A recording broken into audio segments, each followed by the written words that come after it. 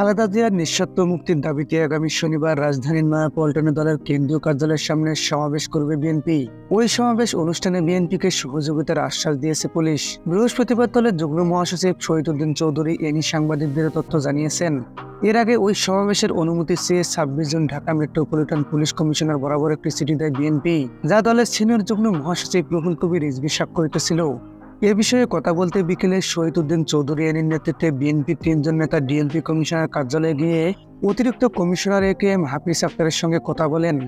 BNP সূত্রে জানা গেছে, বিএনপির প্রতিনিধি দল যখন ডিএমপি কার্যালয়ে যান তখন ডিএমপির অতিরিক্ত হাবিবুর রহমান তার দপ্তরে ছিলেন না।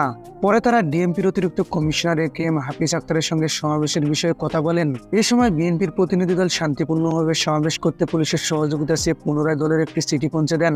ডিএমপির অতিরিক্ত কমিশনার একেএম হাফিজ আক্তার বলেন, তারা একটি আবেদন রেখে গেছেন, এটা কমিশনার দেখে সিদ্ধান্ত নেবেন।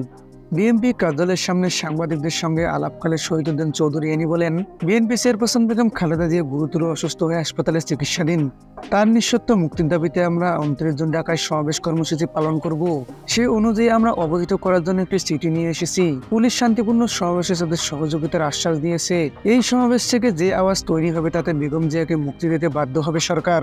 বিএনপির প্রতিনিধি দলে আরও ছিলেন দলের যুগ্ম মহাসচিব আব্দুস সালাম আদত, প্রচার সম্পাদক সুলতান সালাউদ্দিন টুকু। বিএনপির প্রতিনিধি দলের এক সদস্য জানান, পুলিশ তাদের মৌখিকভাবে সমাবেশের অনুমতি দিয়েছে। এর আগে পুলিশের পক্ষ থেকে জানতে চাওয়া হয় সমাবেশে কত লোক হবে।